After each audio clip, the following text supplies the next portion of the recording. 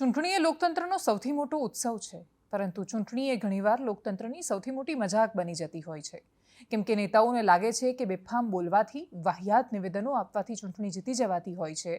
નેતાઓ ઘણીવાર સાચા પણ સાબિત થયા છે, પરંતુ છતાંય કોઈ વિવાદ કે જે શાંત થવા જઈ રહ્યો હોય ત્યાં રાખ જામેલી દેખાતી હોય, એવું લાગતું હોય કે સમાજોની સામે સમાજનું ઘર્ષણ થાય એવા પ્રયત્નો થયા, પણ એમાંય બધા નિષ્ફળ થયા, કેમ કે ક્ષત્રિય સમાજે ખાસી ઉદારતા બતાવી. પરંતુ એ વિવાદને કોણ છે જે ભડકાવવાની કોશિશ કરી રહ્યું છે? નમસ્કાર, આપની સાથે હું દેવાંશી. એ કોણ છે એમાં કોઈ એક ચોક્કસ ચહેરાનો જવાબ નથી આપણી પાસે. કોઈ એક ચહેરો છે પણ નહીં કે જે દરેક વખતે વિવાદને શરૂ કરીને જતો રહે છે. પરંતુ છતાંય માહોલ જ્યારે સંવેદનશીલ હોય, પરિસ્થિતિ એટલી ગંભીર હોય અને એની વચ્ચે તમે કશું એવું બેફામ બોલવા માંડો કે જે જોઈને, જે સાંભળીને એવું થાય કે જે લોકો એ સમુદાય અને વર્ગમાંથી આવે છે એ લોકો શું જવાબ આપતા હશે? જૂનાગઢના નેતા, ભારતીય જનતા પાર્ટીના ત્યાંના પ્રમુખ કિરીટ પટેલ બોલ્યા, એમના બોલ બગડ્યા અને પછી વિવાદ શરૂ થયો. સૌથી પહેલાં બોલવાનું, પછી મન ફાવે એમ બોલ્યા, પછી માફી માંગી લેવાની અને માફી માંગીને કહી દેવાનું, સોરી ભાઈ, ઇટ વોઝ મિસ્ટેક, મેં તો આવા ઉદ્દેશ્યથી કહ્યું જ નહોતું. તમારું ઉદ્દેશ્ય તમને ખબર, તમે એવા ઉદ્દેશ્યથી બોલ્યા હોય કે ન બોલ્યા હોય, જ્યારે તમને ખબર છે કે પરિસ્થિતિ રાજ્યમાં શું ચાલી રહી છે, એ બધાની વચ્ચે જો તમે આ પ્રકારનું સ્ટેટમેન્ટ આપો છો તો તમે ઉશ્કેરવા સિવાય બીજો કોઈ ધંધો નથી કરી રહ્યા. તમે ઉશ્કેરવા માટે નથી બોલ્યા એ વાતની શું ખાતરી? તમે કહી દીધું કે તમારો ઉદ્દેશ્ય તો પાક સાફ છે એટલે માની લેવાનું. શું કહ્યું જૂનાગઢના એ નેતાએ? એના પછી માફી માંગતા માંગતા શું કહ્યું, સાંભળીએ એને વિસ્તારથી. આજે આપણા વિસાવદર મધ્યસ્થ કાર્યાલયનું ઉદ્ઘાટન ના પ્રસંગ ઉપસ્થિત આપણે સૌ એકત્ર થયા છીએ. એક સમય એવો હતો હિન્દુસ્તાનમાં કે રાજાની પટરાણી બોબડી હોય, લુલી હોય, લંગડી હોય, પણ એના કુખેથી જે દીકરો પેદા થતો હતો એ રાજા બનતો હતો અને હવે રાજા મતપેટીમાંથી પેદા થાય. નમસ્કાર, હું કિરીટ પટેલ, જૂનાગઢ જિલ્લા ભારતીય જનતા પાર્ટી પ્રમુખ. આજના વિસાવદર ખાતે મધ્યસ્થ કાર્યાલયના ઉદ્ઘાટન પ્રસંગે અમારા ભાષણથી કોઈ સમાજને ઠેંચ પહોંચી હોય તો હું ક્ષમા માગું છું. અમારો ધ્યેય કોઈ એવા પ્રકારનો નથી. ભારતીય જનતા પાર્ટી એ દરેક સમાજને સાથે લઈ અને ચાલનારી પાર્ટી છે. આવનારા દિવસોમાં માનનીય વડાપ્રધાન શ્રી નરેન્દ્ર મોદી સાહેબના નેતૃત્વમાં દેશ સુરક્ષિત બને એ દિશામાં આપણે સૌ કામ કરી રહ્યા છીએ. ત્યારે મારા ભાષણથી અથવા મારા પ્રવચનથી અથવા મારી કોઈ વાતથી કોઈ સમાજ, કોઈ વ્યક્તિને ઠેસ પહોંચી હોય તો મેં બે હાથ જોડી અને હું ક્ષમા માગું છું. જય જય ગરવી ગુજરાત. આપણે 1947માં આઝાદ થયા અને 52માં પહેલી ચૂંટણી થઈ અને આપણે ત્યારથી કહીએ છીએ કે આપણે દુનિયાનું સૌથી વિશાળ લોકતંત્ર છીએ. અમેરિકા કહે છે કે એ દુનિયાની સૌથી જૂની લોકશાહી છે. પરંતુ આપણે જે પુરાણોમાં માનીએ છીએ, જે સંસ્કૃતિનો આધાર રાખીને દેશ ચલાવીએ છીએ, એ સંસ્કૃતિમાં હસ્તિનાપુરની કહાની ક્યાંથી શરૂ થાય છે? ભરત રાજા વિશે તો બધાને ખબર હશે.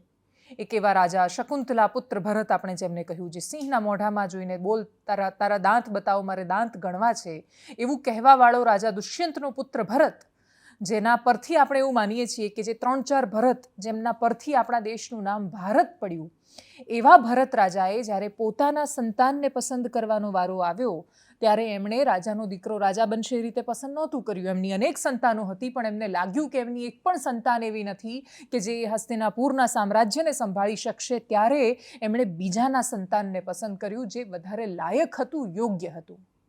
અને એટલા જ માટે યોગ્યતાના ધોરણ પર વર્ષો પહેલાં કોઈ એને ઇતિહાસ માને, કોઈ એને પુરાણ માને, કોઈ એને કહાની માને, પરંતુ એ જે વાર્તાઓના આધાર પર તમે ભરોસો રાખો છો, જે અમુક લોકો માટે વાર્તાઓ છે ને અમુક લોકો માટે વિશ્વાસ છે, એ વિશ્વાસમાં કહેવામાં આવ્યું છે, એ શ્રદ્ધાનો આધાર છે કે આપણે જેના પરથી ભારત બન્યું એમ કહીએ છીએ, એ રાજાએ પહેલો પાયો ત્યાં નાખ્યો હતો. એમણે લાલસા નહોતી રાખી. એમણે રાજા તરીકેનું કર્તવ્ય નિભાવ્યું હતું કે પ્રજાનું કલ્યાણ વધારે સર્વોપરી છે. અને પ્રજાનું કલ્યાણ સર્વોપરી હોય એવી કહાનીઓમાં તો મહારાજા ભરતથી માંડીને આપણી પાસે અનેક ઉદાહરણ છે. અને છતાંય તમે એક બે અપવાદોને સંપૂર્ણ ઇતિહાસ માનીને એના જ ઉદાહરણ વારંવાર ટાંક્યા કરો તો શું તમને પ્રશ્ન નહીં થાય? તમે જે ફ્રાન્સની ક્રાંતિ થઈ અને ભારતનો ઇતિહાસ છે, બંનેને એક સાથે મિક્સ કરીને જોવા જશો તો વધારે કન્ફ્યુઝન થવાનું છે. દુનિયાનો ઇતિહાસ એ ભારતનો ઇતિહાસ નથી. દુનિયામાં આગળ જતા શાસનોમાં શું તો ભારતમાં પણ દુર્ભાગ્યપૂર્ણ પરિસ્થિતિઓ આવી છે. આપણે જેને સ્વર્ણ ઇતિહાસ માનીએ છીએ ત્યાં પણ ઘણી બધી કલંકિત ઘટનાઓ સામે આવી છે. પરંતુ આ તો એ સામાન્ય પ્રજા છે કે જેણે એ કલંકિત ઘટનાઓને છુપાવી નથી, એનો સ્વીકાર કર્યો છે ને એનો સુધાર કરવાની કોશિશ કરી છે. અને તમે ત્યાં કોઈને પણ કશું પણ બોલવાના માટે તમે કંઈ પણ બોલવા માંડો અને પછી એ કંઈ પણ બોલ્યા પછી સોરી કહીને નીકળી જાઓ તો એનાથી તો વિવાદ શાંત નથી થવાનો. ક્ષત્રિય સમાજે વધારે આક્રોશની સાથે અનેક મુદ્દાઓ પર પોતાનો વિરોધ દર્શાવ્યો. આજે પણ અનેક ગામડાઓ, શહેરો, નગરો એવા રહ્યા કે જ્યાં ક્ષત્રિય સમાજે વિરોધ કર્યો. કાળા વાવટા દર્શાવીને અમદાવાદમાં વિરોધ નથી થઈ શકતો. એ મામલે હાઈકોર્ટમાં સુનાવણી થાય એટલે કેમ કે હવે તો આગળની તારીખ આવી ગઈ છે એટલે ટળેલી સુનાવણી પછી ખબર નથી પડી. આજે રાજપૂત સંકલન સમિતિએ પણ પત્રકાર પરિષદ કરી અને પછી ભારતીય જનતા પાર્ટીમાં જોડાવાના છે એવા એમના પર લાગેલા આરોપો અને વહેતી થયેલી અફવાઓનું એમણે ખંડન કર્યું. એ બધા દ્રશ્યો જોઈએ જેમાં વિરોધ સામે આવ્યો છે. સાંભળીએ રાજપૂત સંકલન સમિતિની પત્રકાર પરિષદને પણ. રૂપાલા રૂપાલા રૂપાલા રૂપાલા રૂપાલા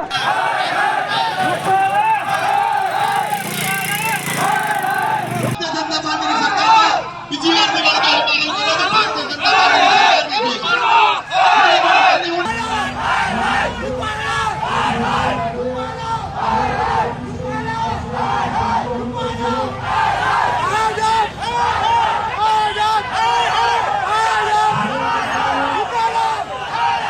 સવારથી જ કેટલાક માધ્યમોમાં, સમાચાર માધ્યમોમાં એવા સમાચાર ચાલી રહ્યા છે કે કોર કમિટી અને સંકલન સમિતિના સભ્યો એ કેસરિયા કરવાના છે, એટલે કે ભારતીય જનતા પાર્ટીમાં જોડાવાના છે. તો આ વાત તદ્દન ખોટી છે, ભ્રામક છે અને અફવા છે. અને આ પ્રકારના તમામ સમાચારોનો હું આપના માધ્યમથી રજૂ આપું છું. સંકલન સમિતિ એ કોર કમિટી અને અમારા જે સભ્યો છે એમને માન્યતા આપેલી તમામ સમિતિઓ એ જિલ્લા કક્ષાએ અમારી સંકલન સમિતિ છે. પણ હમણાંથી એવું ચાલુ થયું કે 10-12 જણાની જિલ્લા કક્ષાએ જે લોકો ભાજપની વિચારધારામાં માનતા હોય, ભાજપને સમર્પિત હોય એવી સંકલન સમિતિ બનાવી દેવી જિલ્લા કક્ષાએ, તાલુકા કક્ષાએ, અને પછી એમને બોલાવી અને જાહેરાત કરી દીધી અથવા કરી દેવી કે આ સંકલન સમિતિ એ ભારતીય જનતા પાર્ટીમાં જોડાઈ છે. તો અહીંથી માન્યતા આપ્યા સિવાયની કોઈ પણ સંકલન સમિતિ એ એની રીતે કોઈ આવો બ્રાહ્મણ પ્રચાર કરે તો એ એમનો પ્રશ્ન છે. અમારી માન્ય કરેલી કોઈ પણ કક્ષાની સંકલન સમિતિ, એ પછી ગ્રામ્ય હોય, તાલુકો હોય, જિલ્લો હોય, પ્રદેશ હોય, સંકલન સમિતિનો કોઈ પણ સભ્ય, કોર કમિટીનો કોઈ પણ સભ્ય ભારતીય જનતા પાર્ટીમાં કદાપી જોડાવાનો નથી. આગળ વાત એવી લોકસભા બેઠકની કરીએ જેના મતદારો મતદાન વગર વંચિત રહેવાના છે, જેના ફર્સ્ટ ટાઈમ વોટર, પહેલીવાર વોટ આપવા જતા લોકોએ વિચાર્યું હશે કે આમ શાહી સાથે ફોટો પડાવીને સોશિયલ મીડિયા પર પોસ્ટ કરશે.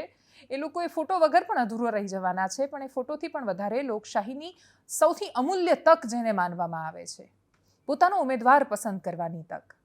ભારત ભાગ્ય વિધાતા, કેમ કે ભાગ્ય વિધાતા પોતાના નક્કી કરવાવાળા આ દેશના નાગરિકો છે. એ નક્કી કરે છે કે દેશ પર કોનું શાસન આવવાનું છે દેશમાં. અને એટલા જ માટે એ લોકોના એ હકથી એ જ્યારે વંચિત રહ્યા તો એ કોના કારણે રહ્યા, કોના પાપે રહ્યા? તો એનો બહુ સરળ અને સીધો જવાબ નિલેશ કુંભાણી પર જાય છે. એક એવો ઉમેદવાર કે જે પોતાના ઉમેદવારી પત્ર માટે ગંભીર ન હોઈ શકે. નિલેશ કુંભાણી જ્યારે ફોર્મ ભરવા માટે ગયા ત્યારે પોતાના ટેકેદારો એમની સાથે નીચે હતા, રેલી કાઢીને ગયા હતા ને. અમુક વિસ્તારો જે પાટીદાર પ્રભાવિત, સૌરાષ્ટ્રથી આવેલા લોકોના પ્રભાવિત ક્ષેત્રો અને વિસ્તારો છે, ત્યાં જઈને નિલેશ કુંભાણી જ્યારે પ્રચાર કરતા હતા ત્યારે તો સામેવાળાના અટક પર પણ બોલતા હતા કે ભાઈ એ તો આ સમુદાયમાંથી આવે છે, એને વોટ ના આપતા, હું તમારા માનું છું. તમે તો ત્યાં જઈને બેઠા ત્યારે પણ તો ગંભીર પ્રશ્નો થાય છે. આટલું બધું બોલ્યા કર્યા પછી ટેકેદારો છે કે એમનું સરઘસ કાઢીને કલેક્ટર કચેરીએ પહોંચ્યા ત્યારે નીચે સુધી આવ્યા હતા. ટેકેદારોને ઉપર લઈ જ ન ગયા. ટેકેદારો ઉપર નથી ગયા એ સાઇન કરીને કલેક્ટરને આપ્યું છે. કલેક્ટરે આજ દિન સુધી કોઈ એવી કાર્યવાહી નથી કરી, ના એમણે કોઈ પ્રેસ બ્રીફિંગ આપી છે કે જેના પરથી આપણને ખબર પડે કે નહીં કલેક્ટરે કોઈ કાર્યવાહી કરી છે.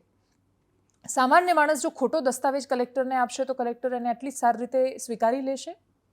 શું કલેક્ટર કોઈ કાર્યવાહી નહીં કરે એમના પર? કોઈની પણ ખોટી સહીઓ આ રીતે કરીને આપવી, ત્યાં ફોર્મમાં રજૂ કરવી, એ પણ કલેક્ટર આગળ, એ પણ ચૂંટણી ફોર્મમાં, તો શું એ ગંભીર ગુનો નથી બનતો? પરંતુ કલેક્ટર મૌન છે.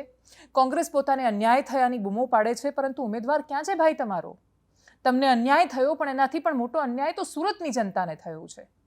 અને જેના થકી એ અન્યાય થયો છે એ ઉમેદવાર તો સામે આવીને કહેતો જ નથી કે ભાઈ મારી સાથે અન્યાય થયો છે. તમને જો એવું લાગે છે કે તમારી સાથે દગો થયો છે તો સામે આવીને જવાબ આપો. નિલેશ કુંભાણી ગાયબ છે, કોઈ વાતનો એમની પાસે જવાબ નથી. જે લોકો તમારું ઉમેદવારી પત્રક ભરવા માટે તમારી સાથે નીચે સુધી આવ્યા હતા, એક તમારા બનેવી છે, એક તમારા ભાગીદાર છે, એક તમારા ભાણિયા છે, એ તમને ચૂનો ચોપડી ગયા. એવું તો બનવાનું નથી ને સામાન્ય રીતે. જો તમારા બનેવી ગુમ છે, તમને એવું લાગે છે, અત્યાર સુધી તમે કહેતા હતા કે અપહરણ કરવામાં આવ્યું છે, તો હેબિયસ કોર્પસ કેમ દાખલ નથી કરી? તમે કોર્ટમાં હેબિયસ કોર્પસ દાખલ કરો તો પોલીસને સીધું એમને ડ્યુટી પર લાગી જવું પડે. શોધીને લાવો એ માણસને, કોર્ટમાં હાજર કરો. એવું કશું જ નથી કરવામાં આવ્યું. ના અપહરણની ફરિયાદ કરી છે તમે પોલીસ સ્ટેશનમાં જઈને, તો કોને બનાવવા માટે નીકળ્યા છો? કોને મૂર્ખ બનાવો છો? શું લાગે છે તમને કે લોકો માની લેશે એ વાતને? નિલેશ કુંભાણીના ઘરની બહાર જઈને સુરતના નાગરિકોએ પ્રતિકાર કર્યો, આક્રમકતા સાથે વિરોધ કર્યો, અને એ જે ઓપિનિયન જે કોંગ્રેસ માટે બન્યો હતો એને તોડવામાં ખાસ તો દક્ષિણ ગુજરાતમાં ફરી એકવાર કોંગ્રેસના જ નેતાઓ જવાબદાર રહ્યા છે. કેટલાક લોકો, વરિષ્ઠ પત્રકારો ત્યાં સુધી કહેતા દેખાયા કે તમારે આના કરતાં તો બેઠક આમ આદમી પાર્ટીને આપી દેવી હતી. કંચન જરીવાલાએ જ્યારે નાટક કર્યા હતા જે તે સમયે, ત્યારે તો એમણે પૂરી શિદ્દતથી એટલી લડાઈ આપી હતી. એવું લાગ્યું હતું કે ત્યાં નેતાઓનું અસ્તિત્વ છે. જીતવું હારવું આખો અલગ વિષય છે, પરંતુ જે લડાઈ આપે છે કાંટાની, એ લડાઈ આપવાની જીજીવિષા ક્યાં છે? અને એટલે જ્યારે જીતવાનું જનૂન માથા પરથી ઉતરી જાય અને તમે કોઈને થાળીમાં આપી દો, તો જો ભારતીય જનતા પાર્ટીએ, CR પાટીલે કાલે ટ્વીટ કર્યું કે અમે સુરતથી પહેલું કમળ પ્રધાનમંત્રી મોદીને 400ના મહાયજ્ઞમાં અર્પણ કરી રહ્યા છીએ, તો CR પાટીલ સુધી એક કમળ અર્પણ કરનાર બીજું કોઈ જ નહીં, નિલેશ કુંભાણી જ હોઈ શકે, કેમ કે એમના સિવાય કોણ કરી શક્યા? નિલેશ કુંભાણી ગાયબ છે. સુરત શહેરની જનતા પ્રતિકાર, જનતા કરતાં પણ જાગૃત નાગરિકો અથવા રાજનૈતિક પક્ષો સાથે જોડાયેલો એક હિસ્સો છે કે જે પ્રતિકાર કરી રહ્યો છે. જોઈએ અને સાંભળીએ એમને. આ તાનાશાહી દાદાગીરી નથી તો શું છે? આની સામે જ અમે લડવા નીકળ્યા છે. આ જે લડવા નીકળ્યા છે એ આની સામે અમે લડવા નીકળ્યા છે. આ પૂછો, પોલીસને પૂછો. સૌથી વધારે રસપ્રદ રીતે અને ભારતીય જનતા પાર્ટી માટે કઠિન અને ફસાયેલી બેઠક હોય તો એ સાબરકાંઠા લોકસભા છે. ઉત્તર ગુજરાતમાં બનાસકાંઠા અને સાબરકાંઠા બંને લોકસભા પર બધાની નજર છે. પાટણમાં ચંદનજી માહોલ બનાવે છે. મહેસાણા ભારતીય જનતા પાર્ટીના પ્રભુત્વવાળી બેઠક ગણાય, છતાંય રામજી ઠાકોરે ત્યાં માહોલ બનાવ્યો છે. ત્યાં સુધી કે મંત્રી ઋષિકેશ પટેલ ત્યાં સભામાં સ્ટેજ પર હતા, ભાજપના ઉમેદવાર પણ હતા. એક પૂર્વ ધારાસભ્ય એ મંચ પર જઈને ત્યાં લોકોને કહે છે કે આપણે ભાઈ રામજી ઠાકોરને સાચવવાના છે. ક્ષોભમાં મુકાયા હતા એક ક્ષણ માટે મંત્રી. એમને ખબર હતી કે આ ચર્ચાનો વિષય બનવાનો છે. ઉત્તર ગુજરાતમાં કોંગ્રેસ આ કેવી રીતે કરી શકે છે? એનું કારણ ખાલી ઠાકોર પરિબળ નથી. કોંગ્રેસ ડેફિનેટલી જાતિવાદવાળું વાતાવરણ ઊભું કરી જ રહી છે. અહીંયા ઠાકોર પર ફોકસ કરે છે તો સૌરાષ્ટ્રમાં લેઉવા પાટીદાર પર ફોકસ કરે છે. એ ચૂંટણી જાતિ સિવાય બીજા કોઈ આધાર પર લડતી નથી, પરંતુ છતાંય એમની પાસે આજે પણ ઉમેદવારો અને કાર્યકર્તાઓ બંને દમખમ સાથે લડવાવાળા એ પ્રદેશોમાં બચ્યા છે. અને જ્યાં કોંગ્રેસના ઉમેદવારો દમખમ સાથે ભરેલા છે, ત્યાં એમની સીધી ટક્કર ભારતીય જનતા પાર્ટીના અડીખમ અને સૌથી સશક્ત મનાતા ગુજરાતના સંગઠન સાથે થઈ રહી છે. અને એટલે જ સંગઠન સાથે ઉમેદવારની જ્યારે ટક્કર થાય ત્યારે દ્રશ્યો બહુ જ ચર્ચાસ્પદ સર્જાતા હોય છે. સાબરકાંઠામાંથી તુષાર ચૌધરી લડી રહ્યા છે અને તુષાર ચૌધરી માટે પણ વાતાવરણ જો કોઈ સરળ કરી રહ્યું હોય તો એ ભારતીય જનતા પાર્ટીનો અંદરનો ખટરાગ છે. ભીખાજી ઠાકોરને ટિકિટ આપી હતી, એ ટિકિટ પાછી ખેંચી લેવામાં આવી, શોભનાબેનને આપવામાં આવી. શોભનાબેન મૂળ ભારતીય જનતા પાર્ટીના નથી, કોંગ્રેસમાંથી આવેલા છે. હજુ થોડા સમય પહેલા અને પોતે એમના પતિ આવ્યા કોંગ્રેસમાંથી, સાથે સાથે એ પણ આવ્યા અને પછી એમને ટિકિટ આપવામાં આવી. વિવાદો અને વિખવાદો બંને સામે આવી રહ્યા છે. તુષાર ચૌધરી એક સભામાં હતા, એમણે કહ્યું કે ભાજપ ગરીબને દિલ્હી નથી બતાવતું અને એટલે ગરીબ હતા એટલે ટિકિટ કાપી લીધી છે. એટલે એક સેન્ટિમેન્ટ મેઘરજની આજુબાજુનો જે પટ્ટો છે મોડાસાથી આગળનો, સાબરકાંઠા એટલે ખાલી હિંમતનગર કે પછી ગાંધીનગર હિંમતનગરની વચ્ચેનો રસ્તો માત્ર નથી. સાબરકાંઠાની અંદર અરવલ્લી જિલ્લો પણ આવે છે એ લોકસભામાં, અને એટલા જ માટે જો અરવલ્લી જિલ્લો સાથે નથી જતો તો કેવી રીતે આખું ડેમેજ કંટ્રોલ થઈ શકશે કે કેમ, એ બહુ મોટો પ્રશ્ન છે. આદિવાસી વોટ બેંક સામે જાય, ક્ષત્રિયો પણ સામે મતદાન કરે તો પછી સાબરકાંઠાનું ચિત્ર ભારતીય જનતા પાર્ટી માટે સરળ નથી રહેવાનું. બહુ જ બધી હાઈ પ્રોફાઇલ બેઠકો એવી છે કે જે ચર્ચામાં છે, પરંતુ છતાંય સાબરકાંઠાનો જે તમે અરવલ્લીવાળો હિસ્સો છે, જો તમે એને ઇગ્નોર કરી રહ્યા છો કે મોડાસા, મેઘરજ કે માલપુર તમારી સાથે નથી, તો તમે સાબરકાંઠા સરળતાથી નથી જીતી શકવાના.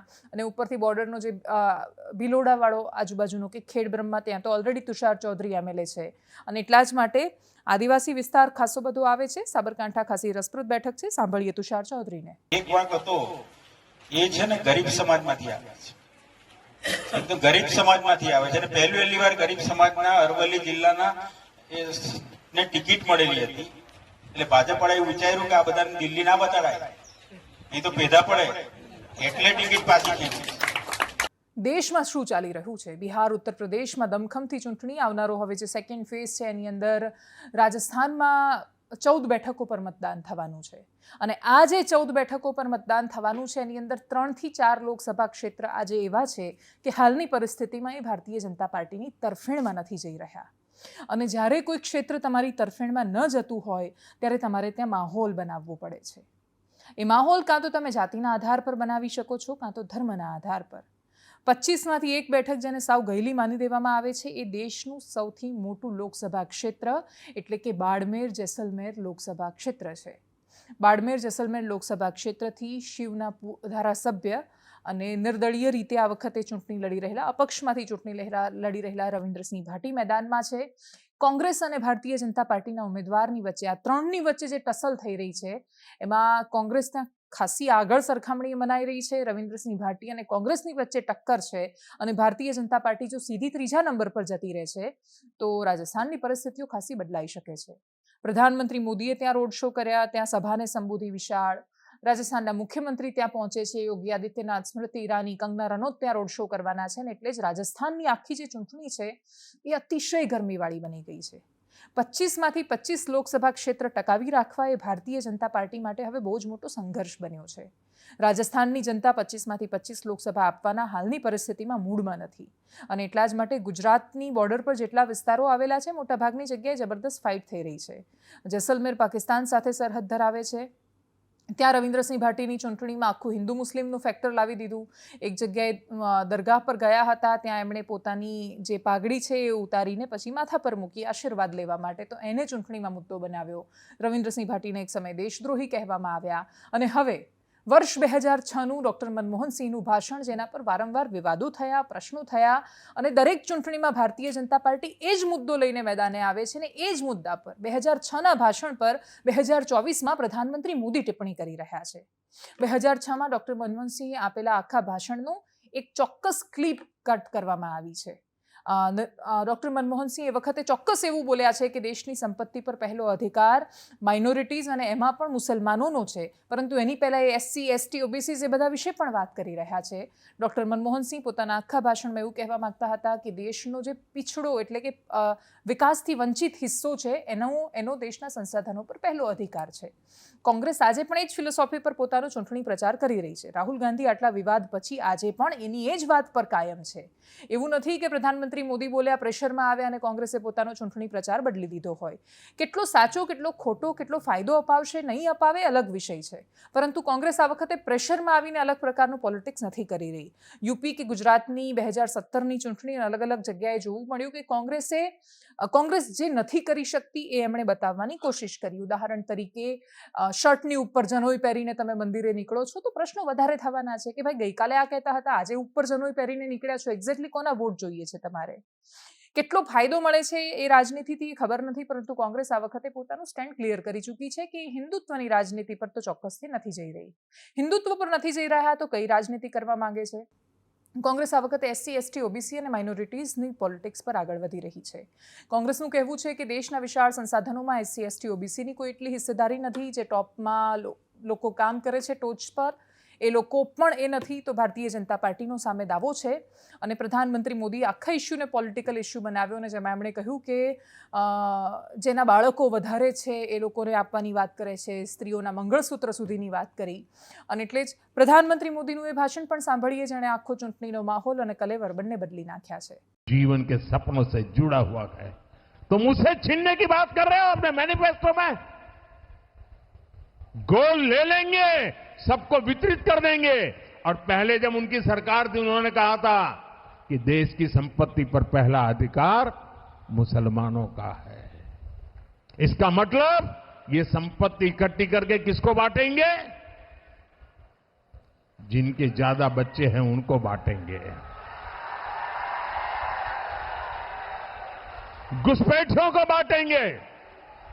क्या आपकी मेहनत की कमाई का पैसा घुसपैठियों को दिया जाएगा? आपको मंजूर है? ये कांग्रेस का मैनिफेस्टो कह रहा है कि वो माताओं बहनों का सोने का हिसाब करेंगे, उसकी जड़ती करेंगे, जानकारी लेंगे और फिर उस संपत्ति को बांट देंगे. और उनको बांटेंगे जिनको मनमोहन सिंह जी की सरकार ने कहा था कि संपत्ति पर पहला अधिकार मुसलमानों का है. भाइयों बहनों, ये अर्बन नक्सल की सोच, मेरी माताओं बहनों, ये आपका मंगलसूत्र भी बचने नहीं देंगे. यहां तक जाएंगे, मैं कहने आया हूं. પ્રધાનમંત્રી મોદીએ ફરી એકવાર પોતાનું સ્ટેન્ડ ક્લિયર કરી દીધું છે. ફરી એકવાર ભારતીય જનતા પાર્ટી હિન્દુત્વના મુદ્દાની સાથે દમખમથી જોરશોરથી મેદાનમાં છે. અને હિન્દુત્વનો મુદ્દો રામ મંદિર બનાવવો પૂરતો સીમિત નથી. હિન્દુત્વનો મુદ્દો હિન્દુ અસ્મિતાને કેવી રીતે જાગૃત કરી અને કેવી રીતે સાંસ્કૃતિક પુનરુત્થાન માટે કામ થઈ રહ્યું છે એ નથી. આ જે રાજનીતિક હિન્દુત્વનો મુદ્દો છે એ હિન્દુત્વનો મુદ્દો એન્ટી મુસલમાન છે. હિન્દુત્વનો મતલબ પ્રો હિન્દુત્વ ખાલી નથી કે કોઈ પ્રો હિન્દુ છે માત્ર એટલી વાત નથી, હિન્દુના હિતાર્થે કામ કરી રહ્યા છે માત્ર એટલી વાત નથી. આ રાજનીતિક હિન્દુત્વનો મતલબ એ છે કે જે મુસલમાનની સામે બોલી રહ્યા છે. 4.5 વર્ષ સુધી દરેક લોકોને સાથે રાખીને ચાલવાની વાત કરતી ભારતીય જનતા પાર્ટી ચૂંટણી આવે એટલે અચાનક જ એન્ટી મુસલમાન ભાષણમાં બની જાય છે. હકીકત એ છે કે છેલ્લા 5 વર્ષનો તમે હિસાબ કરશો તો તમને બહુ સરસ રીતે ખબર પડવાની છે કે જેટલા અધિકારો, કેમ કે જે રાહુલ ગાંધી ભાષણમાં બોલી રહ્યા છે એ એકચ્યુઅલી પ્રધાનમંત્રી મોદી ગ્રાઉન્ડ ઝીરો પર કરી રહ્યા છે.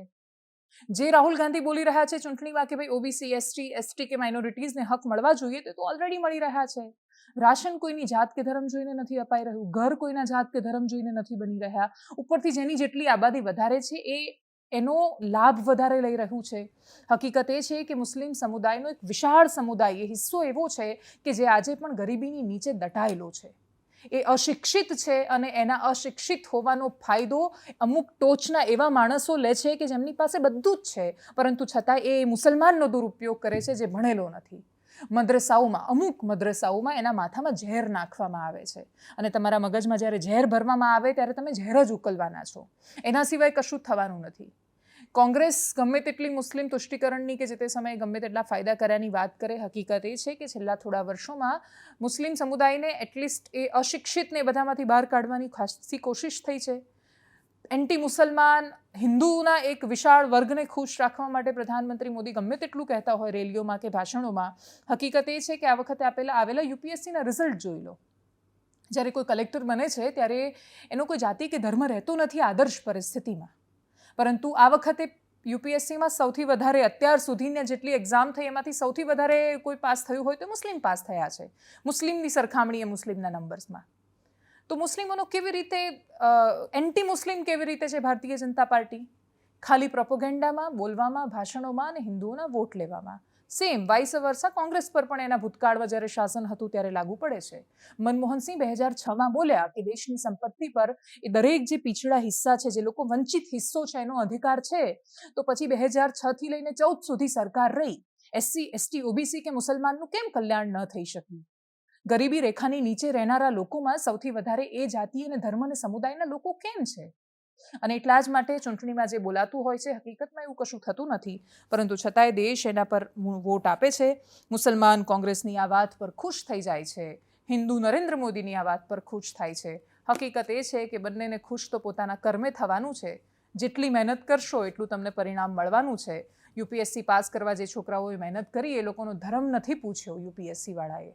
કર્યા છે ને પાસ એમને, અને એટલા જ માટે જે મહેનત કરે છે એ હિન્દુ હોય છે કે મુસલમાન હોય છે, એ SC ST હોય છે, OBC હોય છે કે પછી અપર ક્લાસમાંથી આવે છે. જો એને એક સમાન તક મળે છે તો એ પાસ કરીને બતાવે છે. અને ઉપરથી હકીકત એ છે કે નાના ગામડા અને બદતર પરિસ્થિતિમાંથી આવતા માણસો વધારે સારી રીતે સંઘર્ષને પાર પાડી શકે છે. એનું કારણ એમની પાસે જવા માટે કોઈ યુટર્ન હોતો જ નથી. એમનો એક વન વે હોય છે કે નીકળ્યા છીએ તો પાર પાડીને આવવાનું છે મિશન. અને એટલા જ માટે આપણી પાસે અનેક ઉદાહરણ છે. ગુજરાતના પાલનપુર પાસે કાણોદર નામના ગામમાંથી સાવ ગરીબ પરિસ્થિતિમાંથી નીકળીને આજે અમદાવાદમાં ઇન્ડિયન પોલીસ સર્વિસ IPS અધિકારી તરીકે ફરજ બજાવતા સફીન હસન હોય કે પછી પાસ થયેલા અત્યારે આ વખતે ગુજરાતમાં UPSCમાં પાસ થયેલા છોકરા, એકની કહાની વાંચજો તમને તો તમને ખબર પડશે કે ભાગ્ય વિધાતા માણસ પોતે હોય છે, નાગરિક પોતે હોય છે. સરકારો નીતિ બનાવે છે, એ નીતિને લાગુ કેટલી કરી શકે એ લોકોની જાગૃતિ પર આધાર છે. બાકી પ્રધાનમંત્રી મોદી બોલતા હોય કે રાહુલ ગાંધી, બંને માટે હિન્દુ હોય કે મુસલમાન, અત્યારનો સમય તો વોટ લેવાનો સમય છે ને એટલા માટે એ રીતના ભાષણો થઈ રહ્યા છે. નમસ્કાર.